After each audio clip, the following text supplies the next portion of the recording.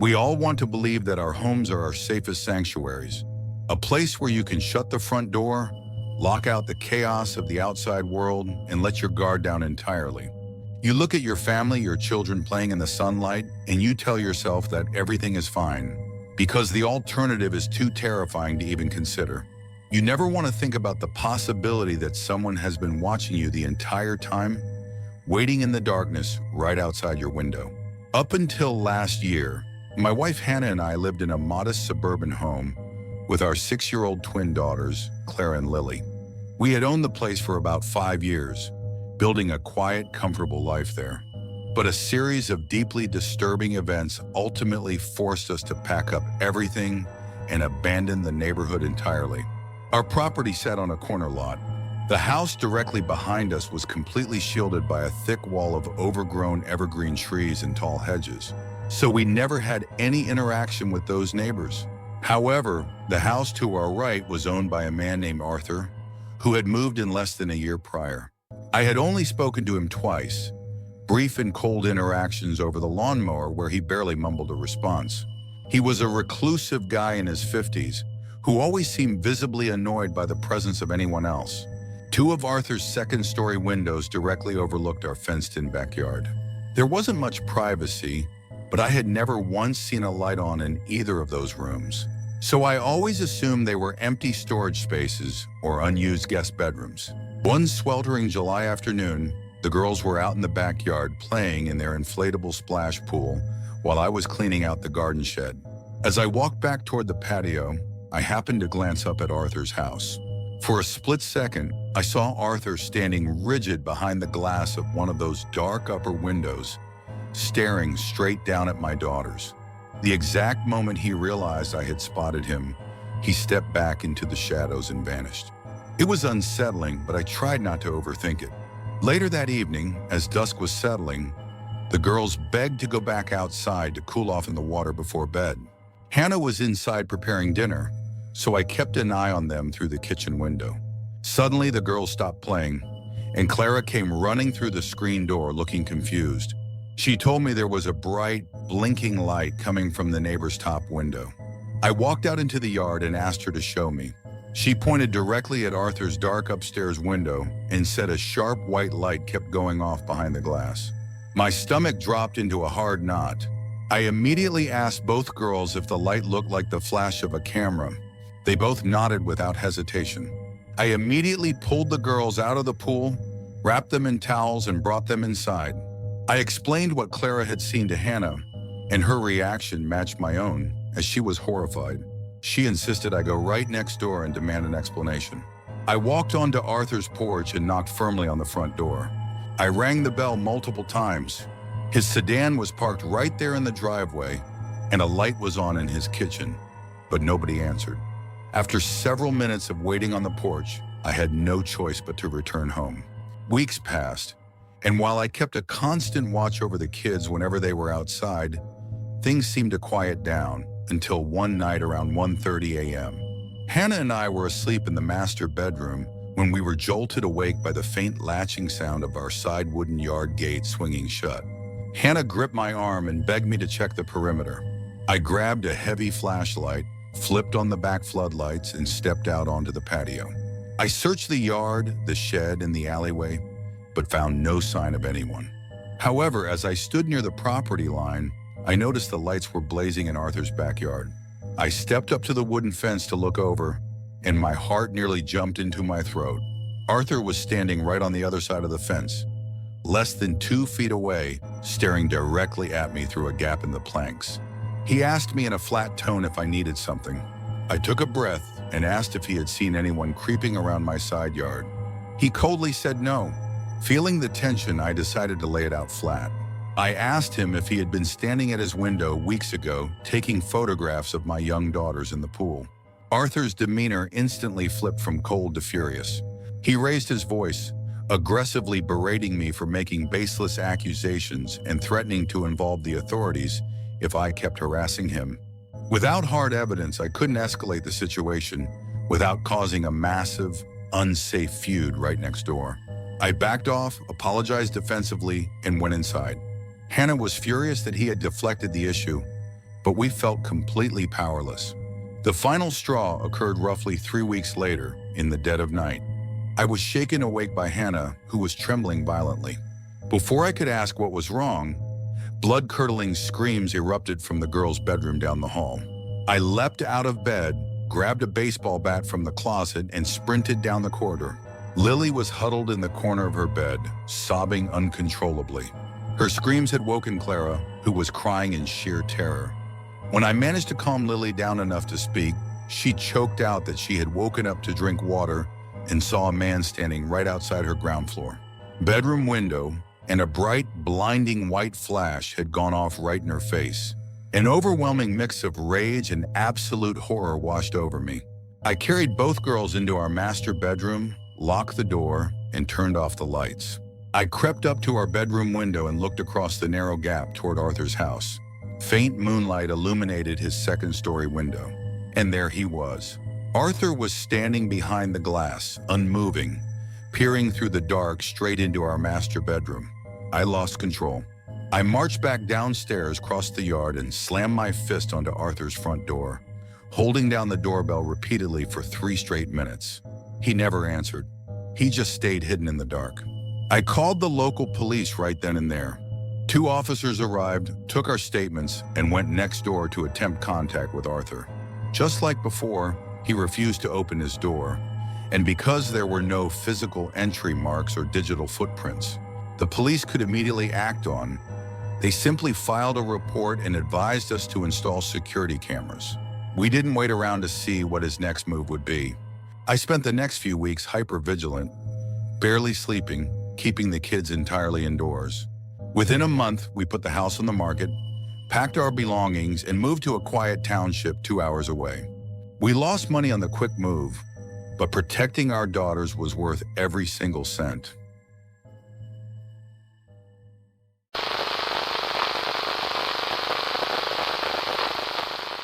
We all want to believe that our homes are our safest sanctuaries, a place where you can shut the front door, lock out the chaos of the outside world, and let your guard down entirely. But sometimes the most terrifying threats aren't out on the streets. They are right on the other side of your thin bedroom wall. 3 months ago, I moved into a 3-bedroom off-campus apartment with 2 female roommates so I could attend my sophomore year of university. The building itself is pretty run down. It has an open-air exterior corridor where residents constantly walk past your windows to get to the stairwell, meaning if you leave your blinds open, anyone walking by can stare directly into your private space. But given that it is affordable and close to campus, I learned to live with the flaws. A few Thursdays ago, around 10:30 p.m., I was lying in bed trying to wind down. I could hear faint pop music playing from somewhere outside. Not overly loud, but noticeable. Since our town is full of student housing and Greek life, I assumed a nearby house was having a late week party and paid no attention to it. I turned on an audiobook on my phone to drown out the bass line, but just as I was drifting off, a sharp, metallic, shrieking noise pierced the room. It was the distinct, high-pitched whine of a power drill. I paused my audiobook and sat up. The sound was vibrating straight through the walls. Confused, I got out of bed and checked my phone clock. It was nearly 11:15 p.m. There was no way building maintenance was performing renovations at this hour. I walked into the hallway and realized the noise was coming directly through my bedroom window, which faced the vacant apartment unit right next door. Listening closer, I realized the pop music was coming from inside that vacant unit too. As far as I knew, that apartment had been completely stripped and empty for over 2 months. I assumed maybe the landlord had hired contractors who were working an absurd late shift to prep the unit for new tenants. But doing heavy power tool work near midnight on a weekday felt entirely unreasonable. The drilling went on continuously for 30 minutes. Frustrated, I took out my phone, recorded a quick video of the deafening noise echoing against my window frame, and sent it to a group chat with my friends. One of them immediately texted back, telling me to call the non-emergency police line because it was a massive noise violation. I debated calling, but I was exhausted and did not want to deal with the hassle of police reports at midnight. I shoved earplugs in and tried to sleep. But at 1 a.m., the drill was replaced by the heavy rhythmic clang of a framing hammer hitting metal studs. I hit my limit. Annoyed and running on pure frustration, I threw on a plush bathrobe and walked out into the exterior corridor to confront whoever was inside the unit. The vacant apartment front window was propped wide open. Because the corridor floor dropped down near the stairwell landing, standing outside their window placed my eyeline right at the sill level, making me look even smaller than my 5'2" frame. I stepped up to the open window frame, ready to snap at them, and completely froze. Inside the unlit, gutted apartment stood 4 grown men, roughly in their late 30s or early 40s. The moment my shadow hit the window frame, all 4 of them instantly stopped what they were doing and turned their heads in absolute unison to stare at me. The sudden silence in the room was deafening. The only sound left was the quiet, eerie echo of a pop song playing from a battery-powered radio sitting on a drywall bucket. None of these men looked like licensed contractors. They were not wearing work uniforms or high-vis vests. They were dressed in dark, stained street clothes. I stammered, asking what they were doing past 1 in the morning and requesting they stop for the night. 2 of the men stepped forward toward the window. They towered over the sill, looking down at me with heavy, unblinking stares. One man was dripping in sweat, his mouth hanging slightly open, holding a heavy steel demolition hammer in his right hand. The other man slowly let out a wide, grotesque smile, scanning me up and down in my bathrobe. A wave of pure terror crashed over me. Every instinct in my body screamed that I was in immediate danger. Without saying another word, I backed away slowly, keeping my eyes fixed on the 2 men at the window. As soon as my feet hit the level floor of the hallway, out of their direct line of sight, I turned and sprinted back to my apartment door. I ducked inside through the deadbolt and flipped the security chain into place. My heart was hammering against my ribs. I stood behind the door listening. Outside, the noise did not resume. In fact, the radio was suddenly shut off too. Complete, utter silence blanketed the building. I retreated to my bedroom, locked my internal door, and shoved a desk chair under the handle. I checked the time. It was 2:15 a.m. I lay awake in the pitch black, terrified that the men had seen which door I had run back into. Sometime around 3:30 a.m., I woke up from a light toss. The absolute quiet outside felt unnatural. A terrible intuition crept over me that someone was standing right outside my exterior bedroom window in the dark corridor, listening to me move. I lay completely paralyzed under my covers until the sun came up. The next morning, as I left for my 9 a.m. class, I walked past the neighboring unit. The window was tightly shut, the blinds were drawn, and the door was locked. It looked as if no one had been inside for months. I asked my roommate if she had heard the commotion.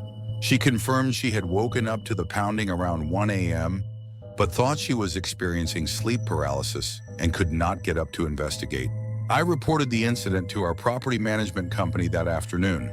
They claimed no work orders had been issued for that unit, no contractors had been given keys, and the lock showed no signs of forced entry. It has been 2 weeks now. I have not seen those 4 men again, but I lock every window and door the second the sun goes down. Knowing that 4 strange men had access to a vacant unit, sharing a thin wall with my bedroom, and spent the middle of the night working in the dark haunts me every single night.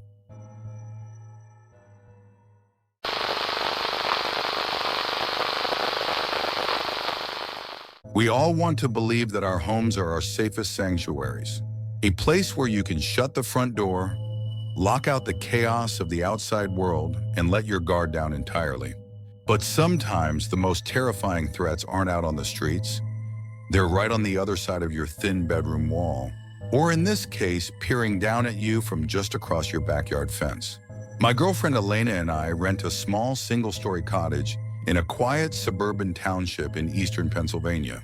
The neighborhood was generally peaceful, flanked by a dense woods water retention basin, basically an overgrown plot of dense woods surrounding a drainage pond, and an elderly couple's home. For anyone who appreciates privacy, the location seems ideal, except for the property directly behind our rear fence. That host structure was a tall, 2-story colonial home. Our landlord had planted a line of arborvitae bushes years ago, but over time, several center bushes had died off, leaving a wide, clear line of sight between our back patio and their upper floor windows. Last autumn, while doing routine yard work, I noticed a disturbing pattern. Every single time we stepped outside, two figures would appear at the large rectangular second-story window. It was a middle-aged man and a woman with pale, hollow features. They didn't wave or lean against the glass, they just stood perfectly still in the dark room, staring straight down at us. At first, we tried to ignore them as nosy neighbors, but day after day, the staring continued without pause, making our skin crawl to the point where Elena refused to set foot in the yard.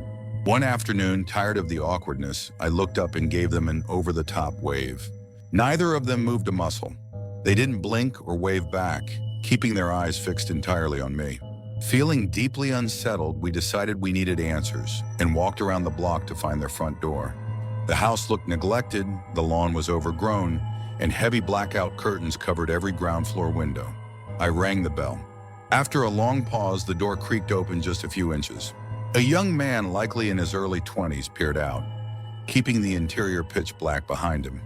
When I gently brought up the older man and woman watching us from the upper window, his eyes narrowed. He snapped that he lived alone, that there was nobody else in the house, and slammed the door shut, locking the deadbolt. As we walked away, I looked back to see his face still pressed against the narrow glass of the door, watching us until we turned the corner. When we got back home, I went to our second-floor master bedroom and looked out the window. The middle-aged man and woman were standing right back at the upper window, staring straight into our glass. We slammed our blinds shut, trapped in a mounting sense of dread, knowing we had to wait until spring for privacy trees. A few nights later, around 11:30 p.m., the price for our ignorance came knocking. A heavy, rhythmic thump echoed from the kitchen, a bare fist striking the heavy glass of our low backyard sliding window.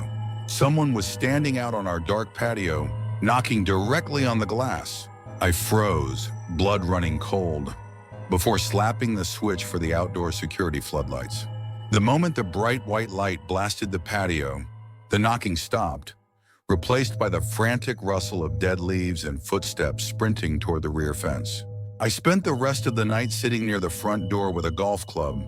We kept our blinds drawn 24/7 and avoided the backyard entirely. But 2 weeks later, the true nightmare struck. At 2 a.m., loud muffled shrieks and screaming shattered the quiet night. The frantic, terrified shouting came directly from inside the upper floor of that house across the fence, carrying clearly through double-pane glass. And then right in the middle of a high-pitched scream, the noise cut off instantly. Total, absolute silence returned. We sat in the dark, paralyzed by fear and the memory of the young man's chilling denial. Too terrified of retaliation to call the police. Now we are desperately looking for a way to break our lease early. Whatever is happening inside that house, and whoever those figures at the window truly are, we refuse to stick around to find out.